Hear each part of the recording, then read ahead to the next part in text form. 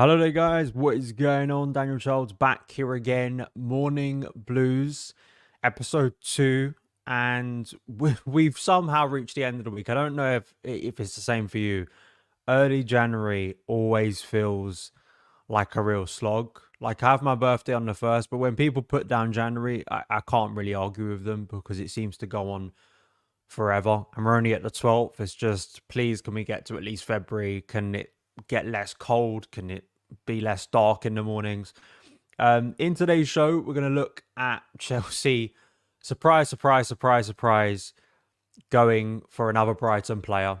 I'm sure we're all really shook by that. We've never done that before. Also, Newcastle apparently are going to have to sell some of their players. And could Chelsea capitalise on that? We're going to speak about Pochettino getting that dreaded vote of confidence. And there's Datro Fofana. I'm sure there's some other stuff we could pick up along the way. Please do like the stream. If you're watching on YouTube, watching it live, give me your thoughts. Give me your thoughts ahead of tomorrow's game, the transfer window, all of that stuff in the comments below. If you're watching on X, thank you so much for tuning in as well. Please do repost, like, share on there as well. Just some kind of cheap plugs before we fully get going here. Of course, this week we've had a lot of content reacting to the Middlesbrough game, but in the last 2 days we've had kind of a 20-minute, I think it was about 21 minute news show where I looked at the poll that I put up on my YouTube community page, which I really like doing. And then we looked at Pochettino, the ways I think he should fix Chelsea. And then yesterday, the breakdown. It's a weekly show I do on a Thursday where we look at the numbers and the data behind Chelsea performances and players. And yesterday, it was all about the big discussion over Levi Colwill as a left back. So if you haven't gone and checked it out yet, please do go and do so. Really appreciated if you can share that around and give me your feedback. Got some positive feedback from it yesterday. But we're going to start off with Chelsea in the transfer window because, of course, Chelsea doing mad things in the transfer window as usual. And here we see the story from Nazar Kinsella. Yesterday, Chelsea interested in Evan Ferguson as long-term transfer target. I'm not entirely surprised, and I'm sure Brighton are not entirely surprised, and they're sat there being like, "Oh, you want some more?" Like, but he's like that guy who, like Brighton, Chelsea, are that guy that's been beaten down enough times, but just is just stupidly coming back for more constantly, over and over again. And apparently, that's what they're doing here with Evan Ferguson. Apparently, Brighton will resist any move for the 19-year-old who has just signed a new contract until 2029 and could cost more than £100 million, of course. Apparently Chelsea's reluctance, or sorry, Brighton's reluctance to lose another star to Chelsea is considered a major stumbling block. I mean, I really don't think that's the major reason. And I have to say, as we saw, that was their stance with Moises Caicedo last summer. And in the end, Chelsea got their man. So I don't particularly think that's going to make much difference. I have to say, I think my just resistance to this is, as some people have pointed out, Ferguson has been a really good player for Brighton. But his numbers have slightly tailed off. And this is the general point. If we're talking about Evan Ferguson, if we're talking about whoever it is, I'd even put Osimhen in this category. And I think this is something I'm going to be talking about more and more as we reach the summer, because I don't think, I mean, Chelsea will likely prove me wrong and do something stupid this month, but I think it's more likely we sign the big striker in the summer. And to me, I'm kind of this belief, I don't know if you agree as well, that I just don't think anymore that we're going to get this saviour player that's going to come in, particularly a striker, and change everything. Because Ferguson is probably doing well at Brighton, like a lot of other players at Brighton, because it's a good environment for those type of players to progress and develop and get nurtured. And there's a clarity throughout all facets of the club. I know in recent weeks and in months, people have got annoyed at Chelsea, or annoyed at the idea that we're trying to do things like Brighton. And in some ways, I have criticised that, in the sense that you're trying to buy players of a level that probably aren't of Chelsea's level, or at least how Brighton operate. I think there's a reality there, despite the fact they have done really well in recent years, that they probably are buying players that are then going to be moved on later. Chelsea is a little bit different. I think what my kind of hope when we would act more like Brighton is just act more efficiently as a club, act like a club that is clarified throughout all facets, actually brings value with transfers, actually is looking for players that improve the first team, utilize Cobham a lot more. So that's what I mean, because Brighton are a very, very efficient club. But no one, I think, for me, can tell me that Ferguson, Osimhen. Again, I think Osimhen's a wildly better player and more experienced player than Ferguson. It's not to say those two players are exactly the same, but whoever we bring in, it's like, do you have confidence they're going to walk into Chelsea and things are going to radically get better, and they aren't going to fall foul to what Lukaku did? They aren't going to fall foul to what many players in recent years have, because, as I said on Wednesday's show, if the script is fundamentally flawed, CGI and reshoots are not going to do much. I mean, you maybe paper over the cracks. And also to Pochettino, if you're playing a style of football that maybe isn't even the best to maximize those talents, especially in an attacking sense, are you just limiting what you're paying for? And could we look elsewhere? And actually, the most important thing is clarifying what Chelsea are right now. Another point that Nazar Kinsella makes here, which is a fair one if we just look at the history of Chelsea recent transfers and kind of the strategy that Chelsea have at the moment of trying to sign certain players, and that is regarding wages. Osimhen and Ivan Toney could demand more than 200 grand a week, whereas Ferguson is likely to want around half that amount. Sure, but again, I don't think that radically changes my view. And it's not like buying Nicholas Jackson. Nicholas Jackson was a very under the radar 35 million signing that was made over the summer. This would be probably over 100 million. Paul Stanley's name is mentioned, who has got a lot of criticism from Chelsea fans, and I have to say, I think for the sporting directors, I think rightly so. They are in a privileged position, and I don't really think and I don't see this as inventive kind of investment. Like Evan Ferguson for me is not like it's not a genius discovery. Like I don't what everyone could tell you Evan Ferguson in the Premier League. So that to me is something that I'm just not really that interested in, to be honest. And I I've kind of been beaten down by Chelsea transfers going wrong. Second thing to say is this one: Newcastle apparently having to sell.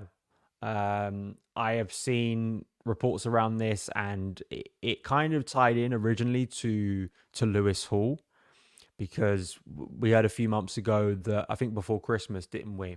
Just let me take a sip of my coffee. But we heard a few months ago that, oh, is there some confusion over Lewis Hall? Is he actually going to stay at Newcastle beyond this season? And actually, financially, because they've missed out on any European football, not just Champions League football, does that mean they're going to have to sell some of their better players? And I think that in itself is a big question. But then this ties into the fact that because of FFP, Newcastle may need to sell one of their crown jewels to improve their squad if they want to comply with profit and sustainability rules. This is from Luke Edwards, who really good journalist. I was out in Australia with him for covering the Women's World Cup. And one of those crown jewels, as is mentioned, could be Alexander Isaac, Bruno Guimaraes, or Sven Botman.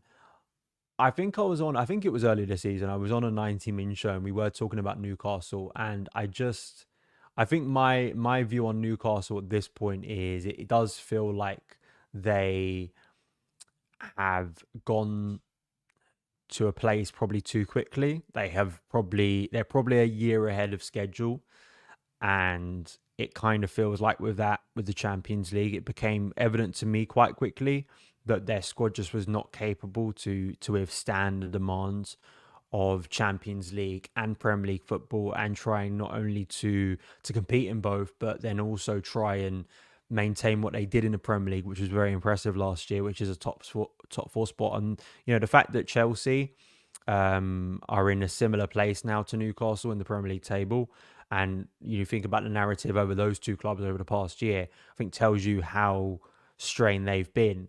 And I think from a psychological point of view, if they would have to, if they'd had to sell one of those big players so early on, only like a couple of years after signing them, I mean, that would be a real blow to them. And I do wonder whether one of those players could turn up being at Chelsea. I mean, Alexander Isaac, again, if in my logic, I can't really be a hypocrite here. I think my logic over Osimhen, my logic over signing a big striker is that it's probably the same with Isaac, right? But I think that this is something that maybe for Newcastle is a bit of reality. Peter Pan here, yeah, commenting Brighton would get £300 million from Chelsea. Krishna here, Isaac would not be sold.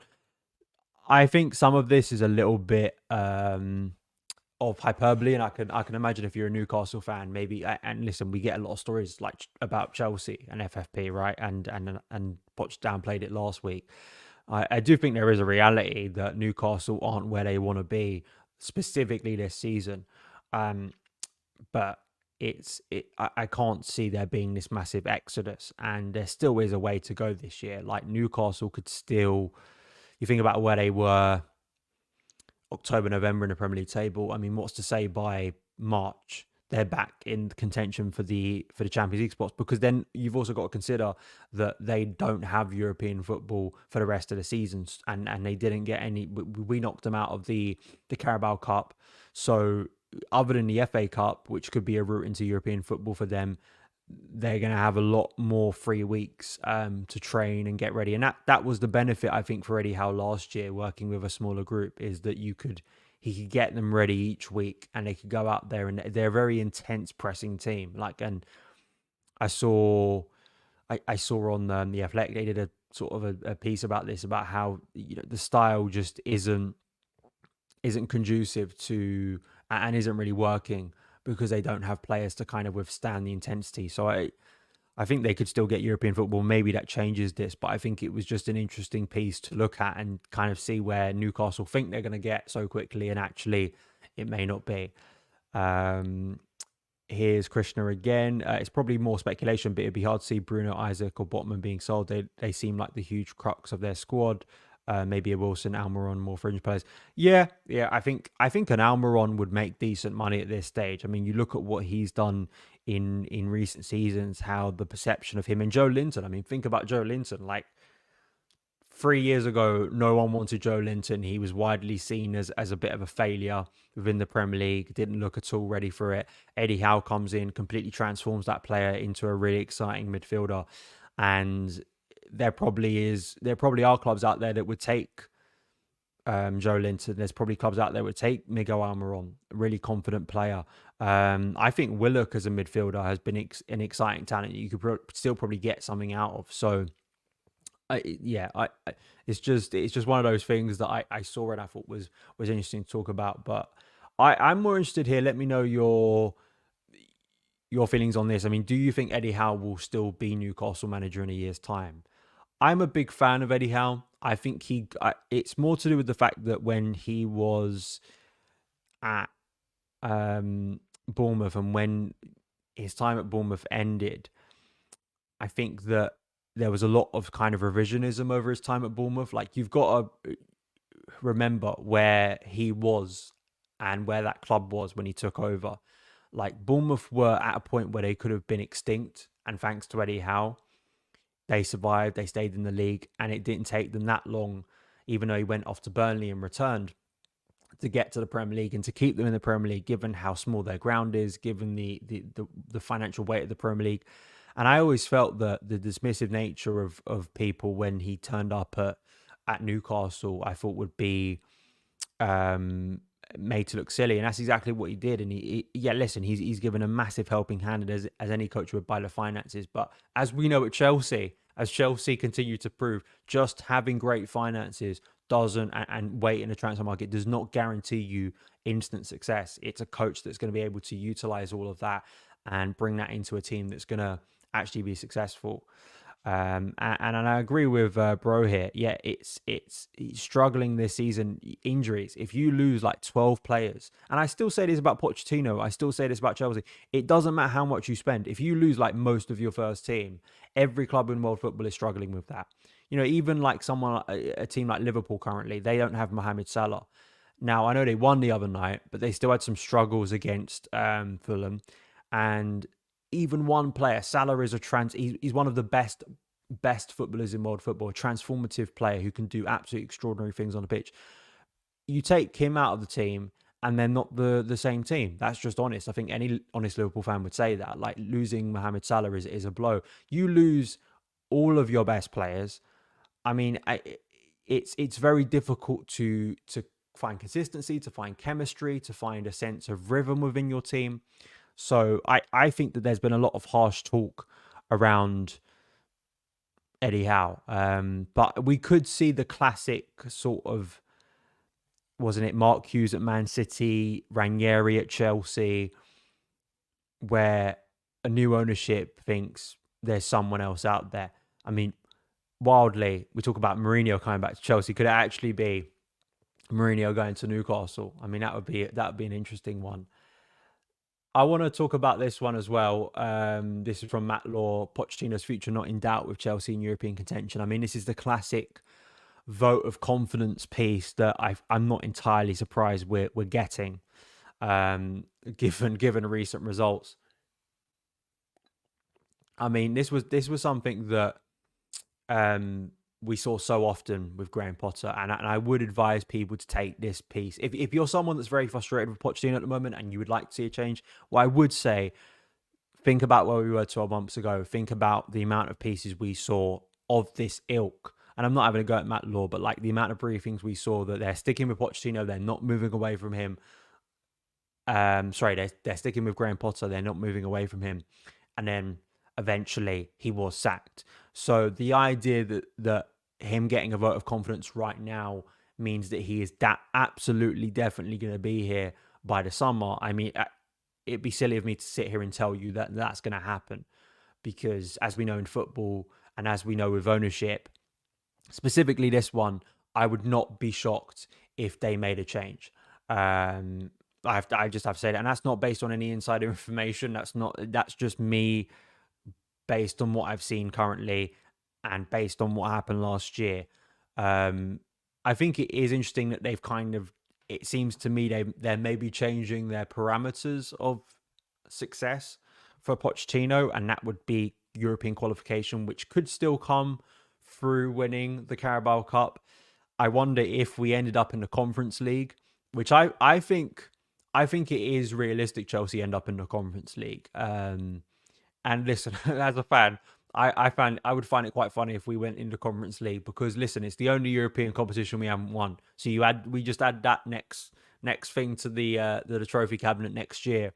And I think we could win that. And then you get in the Europa League, and we don't know where we are in terms of, if we got into the Conference League and you could say, yeah, we got some form of European competition. Does he keep his role?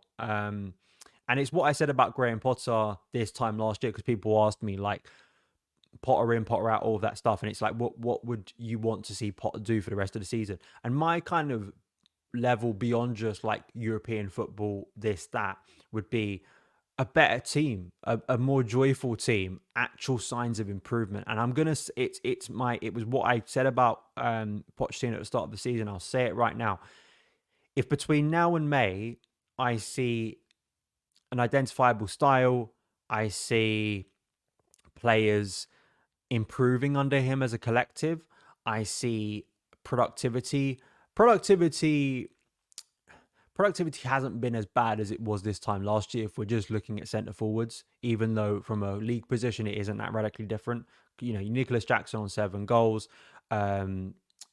great, Cole Palmer's on 10 goals, Raheem Sterling's chipped in with a few. So the idea that, like, our attack has got better this year, and I know that to some people that doesn't seem accurate, but I would just advise you, go and look at the numbers, go and look at who was playing in similar positions last year for us, and then match up, compare that productivity, and I think there has been an improvement. But it's, for me, about competency. For me, it's about value, and for me, it's about seeing a team that isn't always amazing, isn't always going to win 5-0 every week. That's unrealistic. But I feel confident that we're heading in a progressive direction. And when I say progressive, I'm not just talking about style. I just mean as a club. The 1920 season was the one I referenced the other day. Like, although we got battered at times during that season, and although Frank Lampard's naivety as a young coach definitely exposed him at times, I think in general we felt that a sense of positivity, that the club was going a little bit more like that, and fans felt more connected to that group of players.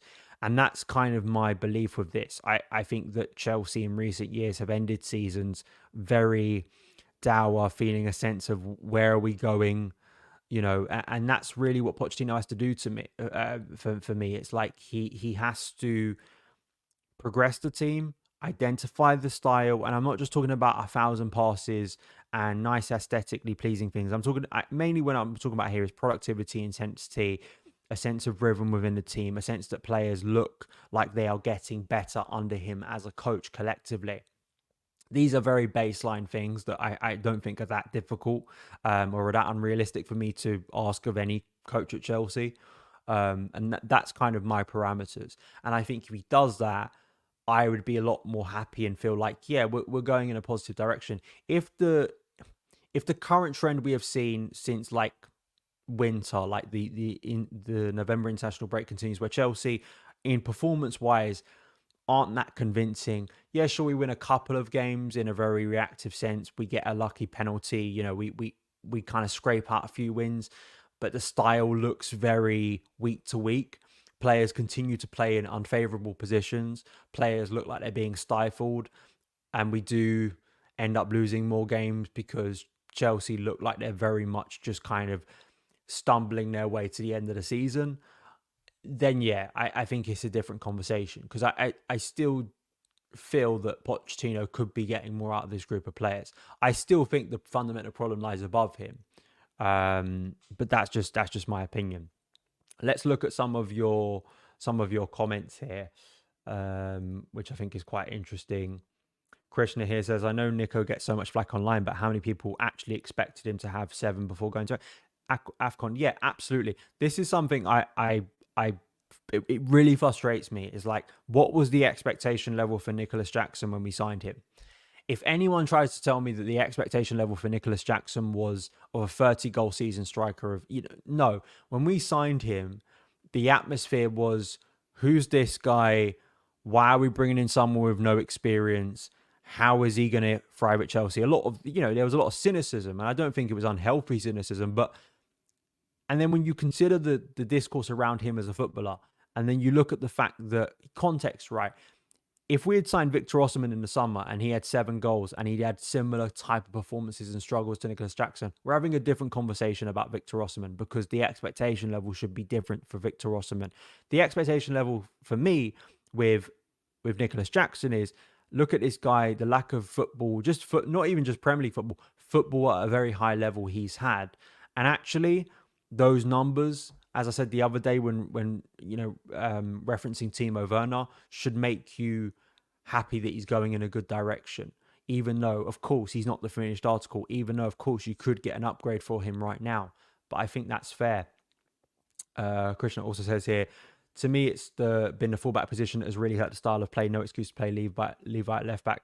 Yeah, I mean, this is the thing we spoke about on yesterday's show, and I completely agree with you that I think my frustration at the moment is that, and it's not when people say who would he have played there. Well, Ian Maatsen, right? Like, he has had Ian Maatsen pretty much before Tuesday or Wednesday or whenever the deal was confirmed to Dortmund. He has had Ian Maatsen available pretty much all season.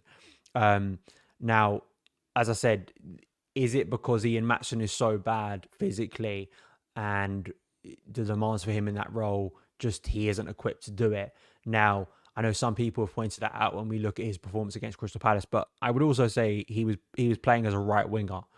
And it's not that he can't play that role. He played that role, I think, on loan at Charlton a couple of years ago and scored some big goals for them. So the idea, we know that Cobham graduates, people who come through our academy, are versatile. That's always what I'll back them up and say. But I don't know, the idea that Poch has had no options at left back, and